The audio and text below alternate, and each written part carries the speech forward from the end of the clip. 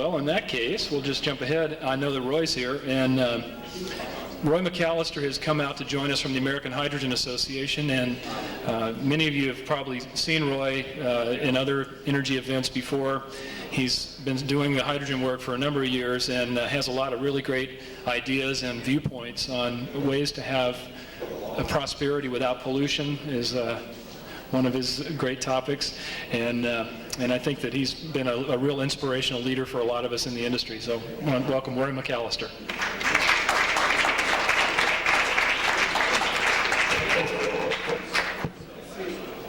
Before I get started, I'd like to pose a riddle for you. The riddle has to do with Jurassic Park. And the riddle goes something like this. What's bigger, scarier, more dangerous than the most terrible monster of Jurassic Park? Greed. Could be, could be.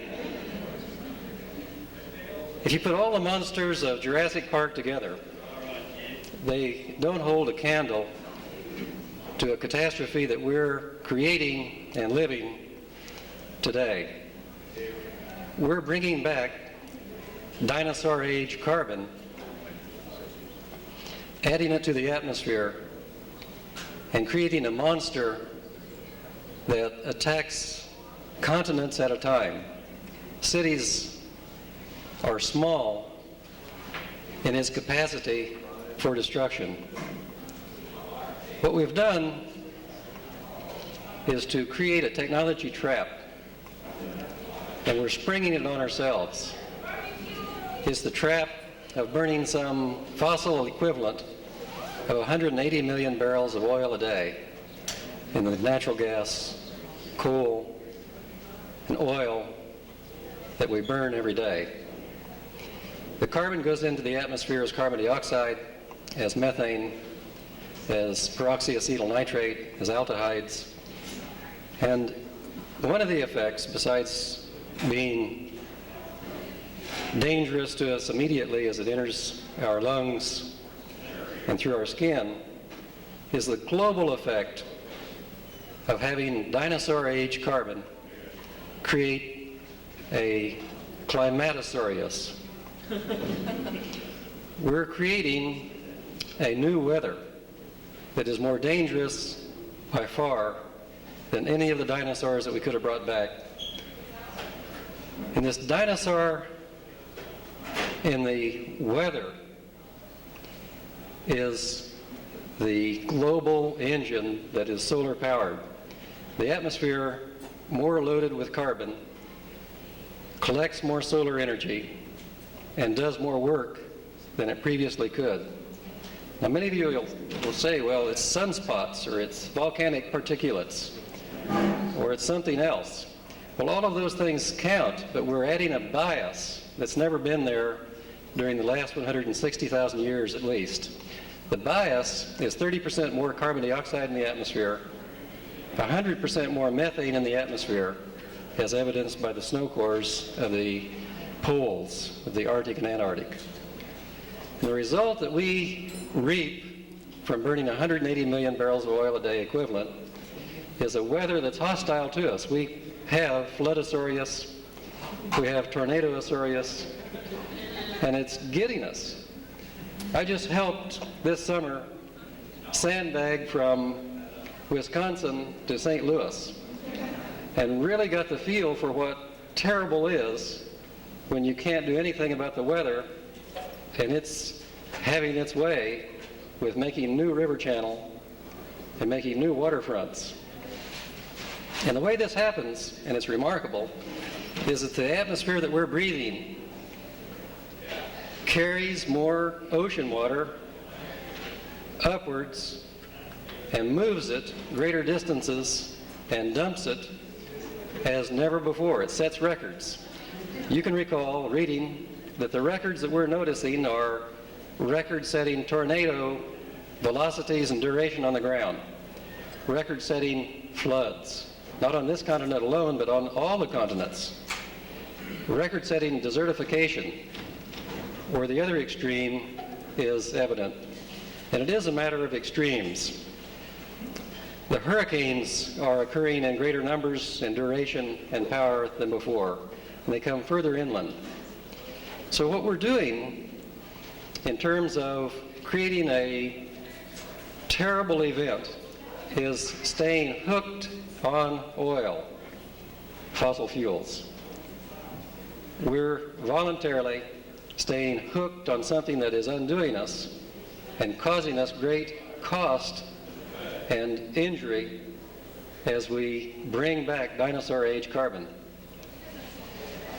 The carbon becomes a major issue in this business of prosperity without pollution. One of the ways that we could use the carbon instead of changing the weather is to capture it and use the opposite of the large dinosaurs, use bacteria to release the carbon from hydrocarbons, and in doing so, dehydrogenate the hydrocarbons for the purpose of having two new cash crops. One is hydrogen. And the hydrogen can be used as a replacement for fossil fuels with a number of bonuses. One bonus is that you can use hydrogen in your automobile to clean the air as you drive. It isn't enough to have zero emissions, you can have minus emissions. Minus emissions meaning that the air behind the car is cleaner than the air in front of the car.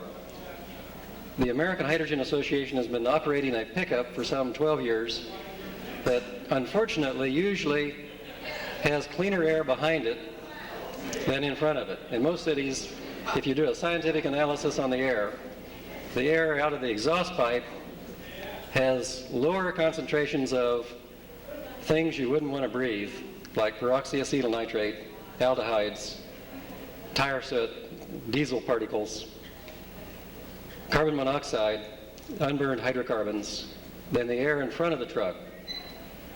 So one cash crop lets you run ordinary automobiles as minus emissions vehicles. The other crop, the other cash crop that you can derive from wastes is carbon. And you can turn the carbon into very valuable results. You can make fibers that are stronger than steel, 8 to 20 times stronger than steel. These carbon fibers don't corrode. And they will let you build, for instance, a fender or a bumper or a cable for a bridge that is far stronger and longer in life, lower operating and maintenance costs than steel counterparts for your skyscraper, your bridge, or for making other things that are typically much more energy containing than this carbon that the bacteria release for you. Another application of the carbon is in fullerenes. Fullerenes are the recently discovered unit cells, spherical unit cells, that are hollow inside. They're crystals that are hollow. Imagine a unit cell of perfect spherical nature that's diamond in strength, diamond strong, on its surface, that you can use to store hydrogen at 400,000 psi. You come home one evening and you have a pocket full of these fullerenes full of hydrogen. And the kids ask you, what'd you do today? And you said, well, I stored some pretty powerful stuff here. This is a sort of storage, however, if you do the numbers, it is extremely safe. It's far below DOT standards for stress. It's far below the canister type of storage that's allowed for steel. And by the way, we have some steel canisters that have been storing hydrogen at 3,000 psi. Although we didn't start the storage program, it was started in 1916. These were standard Department of Transportation, DOT, cylinders for welding shop supplies of hydrogen. Many of these date back to that era, World War II era, and have been the canisters that delivered American-made hydrogen to two different war theaters, to the Pacific and to the European war theaters. In the meantime, they were delivered to welding shops all over America by trucks, and they were bounced off and rolled around in the shops, and have withstood the test of time and corrosion and hydrogen diffusion. We cannot rely on World War I technology in an age that has to do something about the problem of burning 180 million barrels of fossil energy every day.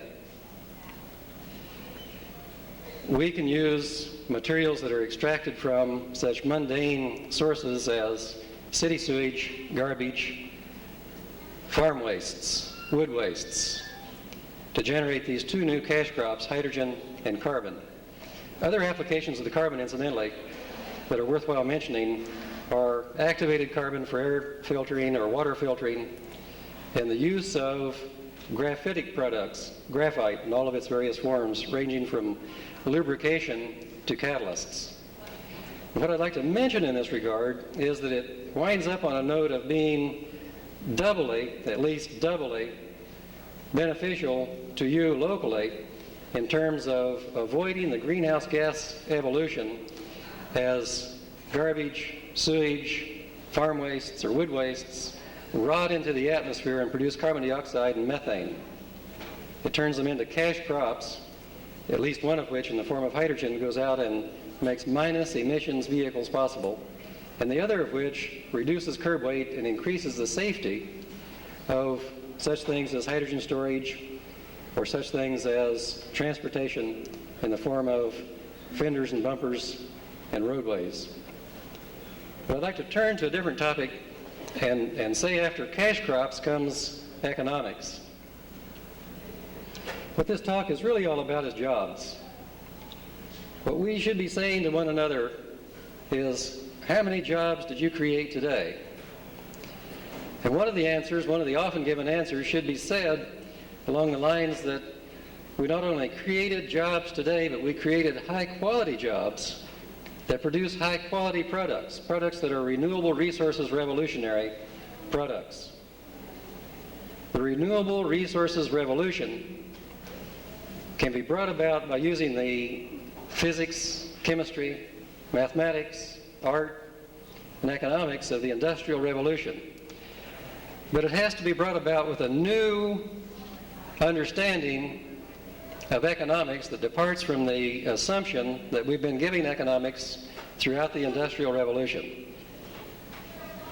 Virtually from the beginning of the Industrial Revolution, we've been willing to say that economics was the study of how to run out of things, how to run out of coal, how to run out of oil, how to run out of natural gas, how to run out of clean air, how to run out of clean water. We've assumed that it was all right to pollute the land around an oil field because there was a larger benefit, the get-rich-quick benefit, the greed that somebody mentioned, out of getting the oil to market.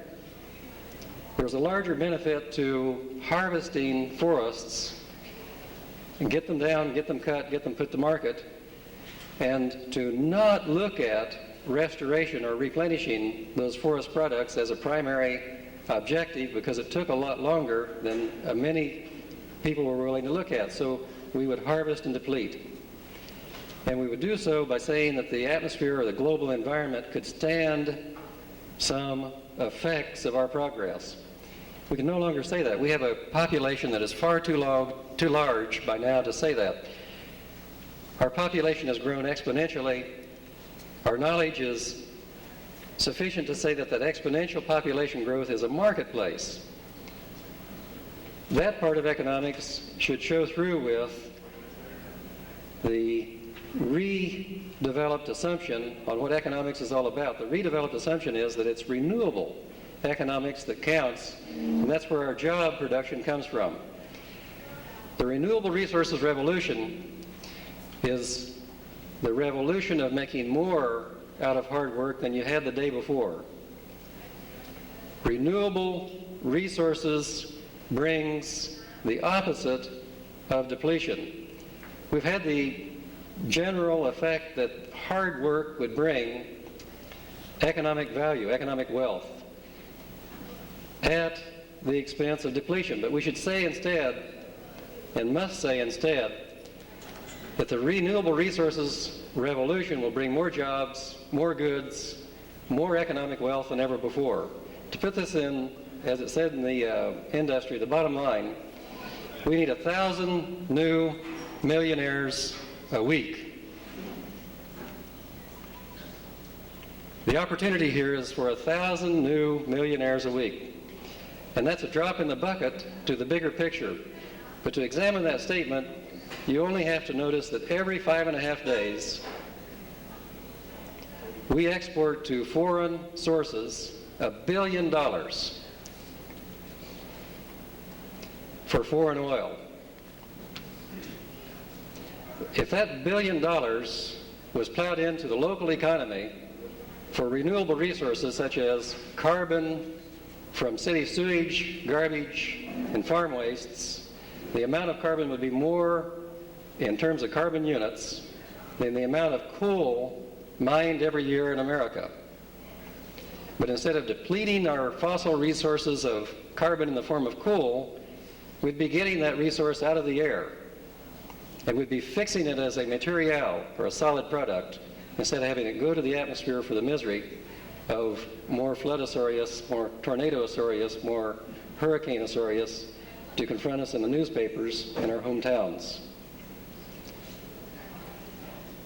To sum up this prospect of prosperity without pollution, it is simply the renewable resources revolution that is won by using the knowledge, the technology, and the work ethic of the Industrial Revolution, but on that keen difference of having more for your effort than less, by doing it in things that come in larger proportion and more universal distribution than depletion of the fossil reserves. The American Hydrogen Association loves questions. We're an educational organization, so I would request, if Keith says it's all right, to entertain questions. I'd like to have questions, please. I've got one. How can hydrogen be mixed, intermingled with natural gas in a pipeline as a transitory step towards having a purely hydrogen pipeline?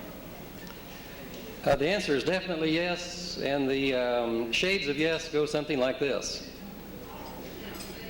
Before there was natural gas in the mains, there was hydrogen. In 1800, Murdoch, who was worried about his family getting black lung pneumonia in London, started experimenting with new approaches to coal oil. It had been learned before him that if you cooked coal, you'd get some gases and some liquids, some of which were going to market as replacements for whale oil. But he was more interested in this question of what was left over. And he found that you had virtually nothing left over if you pressure cooked, if you put in a pressure cooker, as we'd recognize it today, coal and water, and cooked it, nothing was left over. Almost all of it went into gases, most of which was hydrogen. And soon he had the factory that started the Industrial Revolution running on clean lighting. And it was noticed by others, and Paris took it up, London took it up, New York took it up. Willits had it.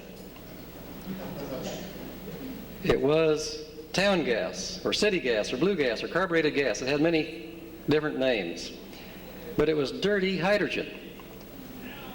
It got mixed with natural gas as natural gas became available.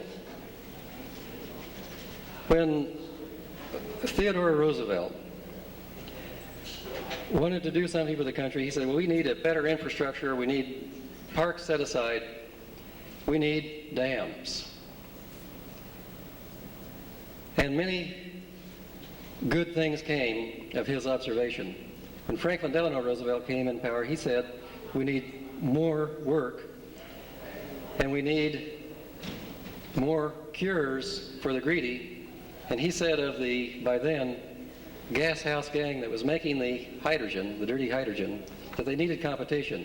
And he nationalized energy, along with banking and agriculture.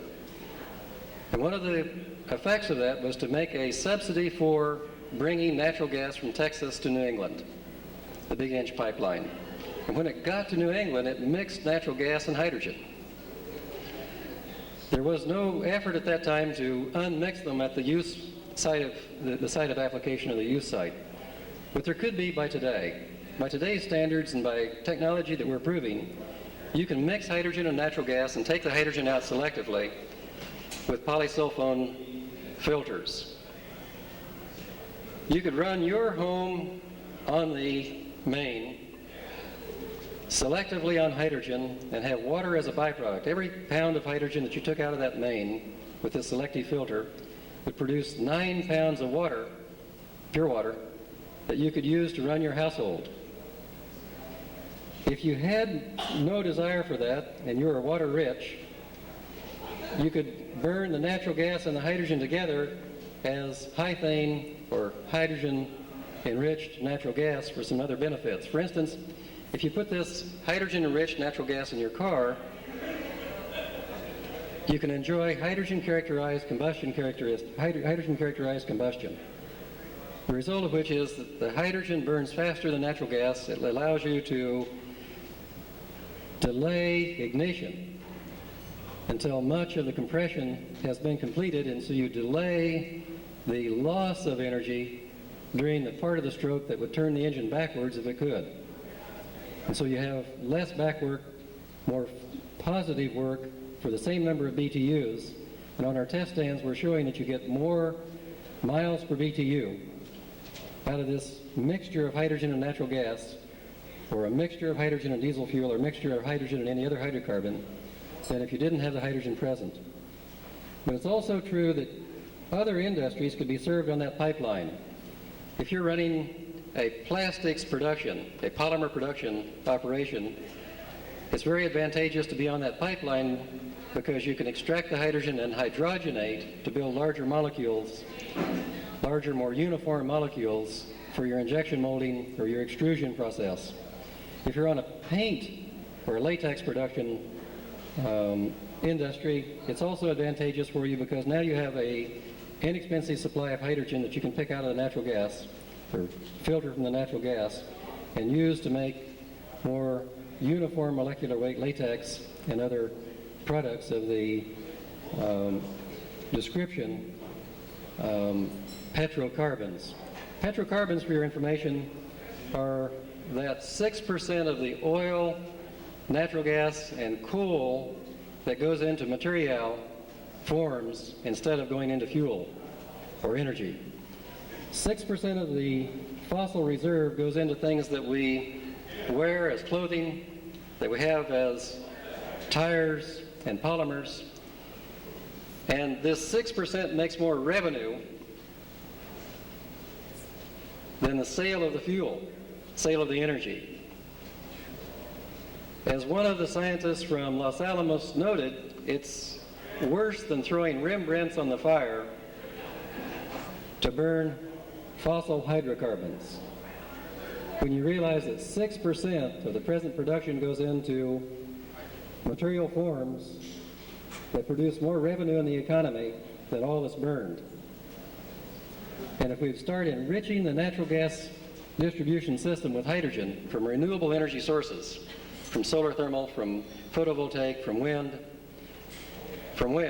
for instance, from wind. North Dakota, with a very small fraction of its landmass, could produce very high quality energy in the form of electricity, wind electricity. When there isn't a market for the electricity that they produce, they can turn it into hydrogen and put it into the gas system, the natural gas system. When it can't use as much as they put into the natural gas system, you can put it in depleted natural gas reservoirs. The next time you run for mayor or county commissioner, you can say, look, I'll tell you what we're going to do. We're going to put hydrogen in our depleted natural gas reservoirs. And we're going to do so for the purpose of having a strategic renewable energy reserve. First of all, if you make a market for hydrogen, it turns out to be amazingly cheap, about 30 cents a gallon of gasoline equivalent if you extract it from sewage and garbage.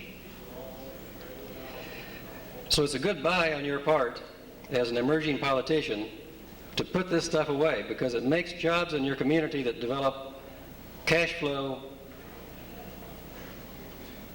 taxes, and supports your system out of goods rather than out of taxes on services.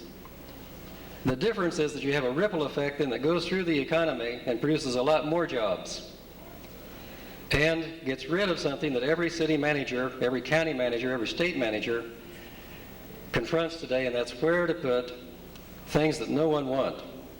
Where to put the garbage and sewage. Well, the answer here is you put them into the goods. You put the hydrogen in play through the natural gas distribution system, and you put it through that system for all of the uses that are presently available, and for what are not used up, or what amount is not used up, you put it away for a strategic renewable energy reserve.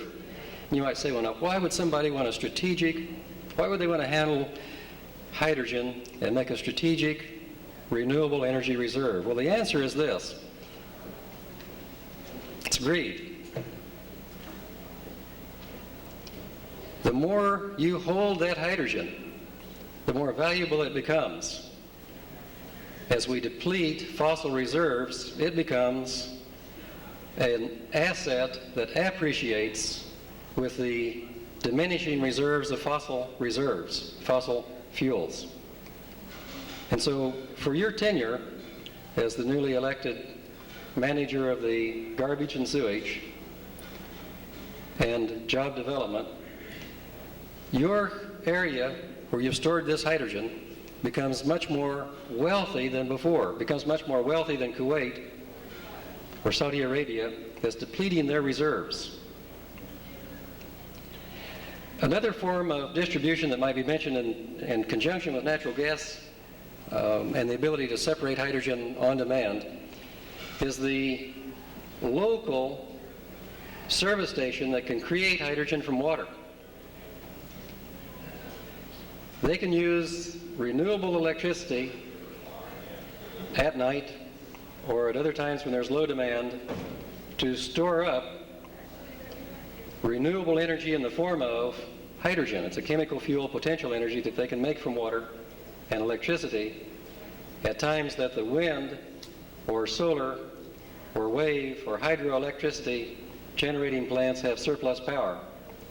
And it's another way that you can have a community effect or community service of creating jobs, creating good locally out of something that already exists in the form of the national grid, the electric grid. So I wanted to mention the electricity distribution grid as well as the natural gas distribution grid that has the common denominator of hydrogen production as a way to have a less than zero emissions result in the present fleet, and that invites then the development of the fuel cell fleet. Was there another question that I'm... Please. What is the procedure for making hydrogen from sewage sludge and the rest, and how long has it been known, and why is it more widely used?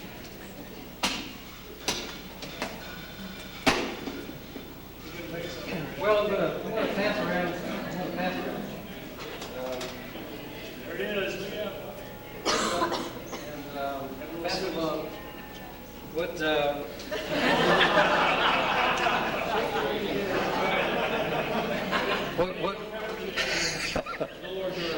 What Keith knows is that this is carbon. This is carbon.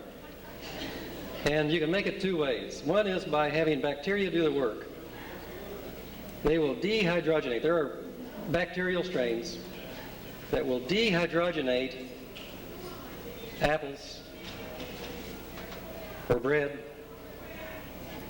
or leaves, or in this case manure,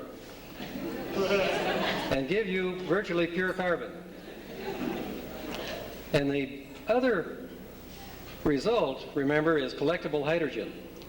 Now, if you've tasted this by now, you'll notice that it's reminiscent of toast. It tastes like toast. It's burnt toast. But the idea in this regard is that this is a much better taste and smell and flavor than what it started as. And by the way, every one of these little particles that you're passing around can be pulled into a strand, a hair-like strand that's much stronger than steel. And you can use it for your next fender or bumper or bridge. And it's jobs. And as it relates to toast, the other way of making this carbon from wastes is to pyrolyze, is to heat up, in the absence of air, hydrocarbons. You can pyrolyze a gallon of gasoline and get $3 worth of carbon. You can take $1 worth of gasoline, pyrolyze it in a solar collector, and make $3 worth of this. And a lot of jobs besides. Another aspect of that, and an important aspect of how to make it, is that if you look at the two choices, the bacterial and the renewable concentrator solar energy pyrolysis, they have the common denominator of giving you more tomorrow than you had today. The more you do this, the better it is. If you look at any aspect of the economy that's developed around this renewable carbon or renewable hydrogen, the harder you work at it, the better it is. The more jobs you have, the more ripple effect in the economy in every direction. Please. Yeah, on the same question, you mentioned that 30 cents, the equivalent of 30 cents a gallon for doing biomass conversion like that? Is that based around what? I'm just curious. It's destroying some bacteria and where it stops. Well, the bacterial approach, let me describe the bacterial approach. Here, it's a terribly complicated approach. What it... That's the second part of this too. I'm just curious before you say that. Sure. And there's found bacteria that are very efficient at doing this. I know that that's been a problem with people have known this for a long time. But the amount of hydrogen for the large mass of area involved with the bacteria was, almost made it impractical. Well, let me pick up the last part first. It seems to be the most important question. Is this practical? One of the questions we bring to graduate students, we wouldn't dare bring this to undergraduates, housewives, mechanics, or anybody practical. We bring this to graduate students. Make a gallon of gasoline. Go ahead and make it from scratch. Make it from solar energy, air, and water. And almost always, they come up with, wouldn't you rather have hydrogen? Because they can make hydrogen. They knew that in grade school. They already did that. They know how to do that. You take some water, you electrolyze it, and you have hydrogen, and isn't that better than gasoline? Finally comes back the answer. But if you ask them to make gasoline, there's one excuse after another. It's a miserable business. Besides, you're in jeopardy all the time of having a carcinogen or an explosion or just something that's nasty to be around, making gasoline from scratch. But hydrogen, it suddenly becomes practical. Ultimately, some of these students realize that it's better to use non-union than union, and they turn to bacteria. And what they know when they're done with the bacterial experiments is this.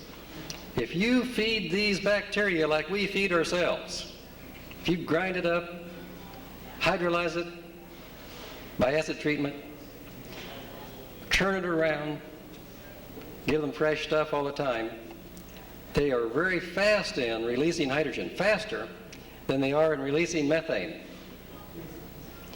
So if you look at the economics of it, you find one very important result, and that is for the apparatus owned, it's much cheaper to make hydrogen than it is to make methane. It's much better to make methane than it is to make ethane. It's much better to make ethane than it is to make propane, and so forth on up to gasoline.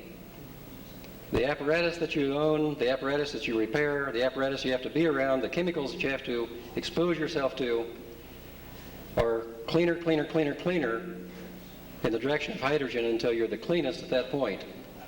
And in every other instance, you're in greater jeopardy and you're losing money. If you don't buy this, we both lose money. The other part of the story, the other part of the implication of the two questions put together is this. Who wants to do it cheaply when it means changing the planet in an adverse way? How cheap is that? How do you undo a change in the climate? We've found out how to not undo it by burning in an exponentially increasing way, more and more fossil fuels in search of the good life. We found out that the good life disappears in front of us as we get cancer, emphysema, an economy that is hemorrhaging at the rate of $1 billion every 5.5 days to foreign producers of oil. We found those miseries already. We've got those down pat. Let's take up a different one. Let's take up a different assumption on the issue of economics. Let's take up the assumption of having more than before in all of the terms of resources, but particularly including clean air, clean water, and a better environment. Anyway, 30 cents a gallon equivalent is this. If you take a barrel, a polymer barrel, steel barrel, aluminum barrel, or ferroconcrete barrel, a barrel, and arrange to do in it what we do in our gut. Arrange for it to receive what we put in it as somewhat subdivided organic materials, grass clippings, manure, pet wastes, garbage and sewage of every description, and make it stay at a temperature that's our temperature, 98.6 degrees. You'll find that these bacteria work overtime in releasing hydrogen or methane, depending on the pH, the acidity, and how many times the temperature dips or climbs above that set point of the gut temperature. And incidentally, in that regard, the ensemble of bacteria that are here and well today with us will finally emerge into a select group that are the best eaters. They'll multiply themselves, so they become the predominant bacteria doing this job. And the only part of the contract that you have to fulfill is to keep them fed. And they'll eat more every day, until you can put a stethoscope on the side of your barrel and hear the bubbles. The rate of production will become a bubbly, bubbly, bubbly, bubbly, bubbly production. And then you'll be making a renewable good out of what was waste, what would have gone to waste. And if you amortize this system, it's less than 30 cents a gallon equivalent compared to gasoline. The 30 cents a gallon equivalent is if you do it in a more sophisticated way with solar collectors, solar concentrators, dish or trough. That's the higher price way to do it. But incidentally, that's the way that makes good sense for a mixed feed that ultimately includes water as well as the bio waste, or as much as the bio waste go. It's easier to deal with them. Then when you need water to fill the rest of the energy requirements, for instance, the United States energy requirements can be filled to the point of about 20% with what's now going into the atmosphere as rotted greenhouse gas constituents from biomass. The rest of it would have to be made up with water. But even at that point of going over to water, which is more expensive in terms of apparatus and time and process, you only get up to about 30 cents a gallon equivalent if you build this apparatus in quantities parallel to the automotive industry's production rate for cars. You say, well, isn't that an awfully big business? And the answer is it's an awfully big business. It's a wonderfully big business that has led this economy in the direction that it's taken, transportation goods. We can do the job of building this equipment as we have built automobiles, 10 million a year, and do ourselves the favor of having every one of these automotive-like apparatus produce something every day instead of use and deplete something every day. The job development is at least as many as we have in the automobile industry, or automotive industry, plus all of the ripple effect that supports it. And we won't run out of things to do in the foreseeable future. Just for the part of replacing oil that we import, it'll take 30 years at the rate of 10 million rather, of these automotive-like apparatus per year. I would describe them as wind generators and solar thermal devices, dish or trough. So there's a tremendous job development that's required to do it. And you can say, well, is that auguring good or bad towards this question of greed? I'll tell you, it uses greed in the most positive way that human nature could use it. It's producing more than you had yesterday out of hard work. Please. I'd characterize best safe systems today for hydrogen. I'm sure you're asked a lot about safety of hydrogen. The question was safety. The best safety film I know of is the Hindenburg burning. Get the Hindenburg newsreel, look at it carefully. Here's what you'll see. You'll see a 813-foot long airship that had on its empennage, had on its tail section, giant swastikas. And we hated it. When it came visiting in America, loudspeakers would come on and claim that the swastikas were the symbol of superiority from a foreign source. And they would drop little flags, swastika flags, over our schoolyards as this big shadow passed by. And they would fly the Hindenburg and the dirigibles that were the class of the Hindenburg around the poles, around the world, and on regular scheduled flights between Berlin and Rio de Janeiro and New York. After 37 years of this class of hydrogen-filled dirigible with no loss of life in 37 years, they came to New York and tried to dock in a thunderstorm. And they were waved off, and they traveled around, and they went to New Jersey, and there was still a threat of thunderstorm in that vicinity. And at Lakehurst, they decided to dock anyway, and 200 people stood on the ground and waited for the rope to drop that they would use to secure the Hindenburg and pull it down. And when the first ropes went down, there developed a fire, and 7.2 million cubic feet of hydrogen burned in less than a minute, upwards. Look at the newsreel and see which way the hydrogen fire went. Hydrogen is 14 times lighter than air. And if you release it, it's buoyed up, it's buoyant, it's lighter than air. And the fire of the Hindenburg shows the path of the hydrogen escaping upwards. 2 persons died because of burns on the Hindenburg. 32 persons died because they jumped or fell. The 2 persons that died because of burns were not burned by hydrogen. The hydrogen escaped upwards. What they were burned by were the combustibles, the wood, the plastic, the diesel fuel that the Hindenburg carried. The diesel fuel was a lot of energy. The Hindenburg could fly from Berlin to New York and back to Berlin on a single load of fuel. It had only flown half that distance when it burned in New Jersey.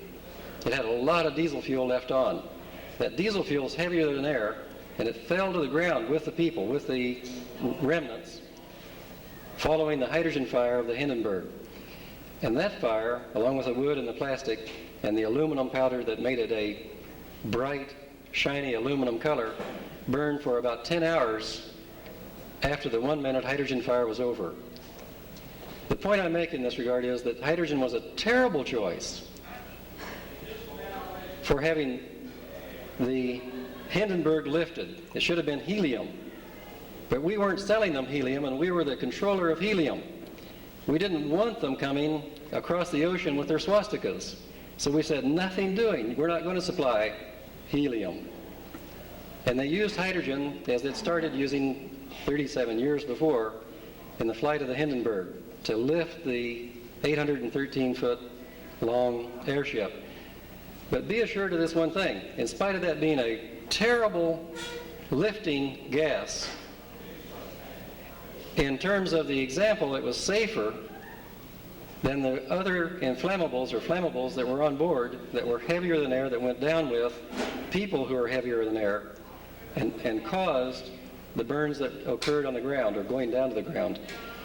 But the other comment that I'd make with respect to safety is this. When I taught as I was taught. I told students, I think if I could go back and tell every one of them something else, I wish I could, but I told them that hydrogen couldn't be held in any man-made vessel.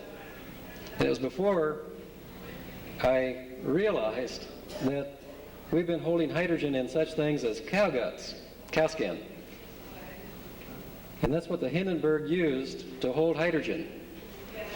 For some 37 years, the membrane that was used was this state-of-the-art membrane of the day. It was sausage-making casings. They made giant sausage casings and filled them with hydrogen to float the Hindenburg and the other dirigibles before the Hindenburg. So very primitive materials were holding hydrogen at low pressure.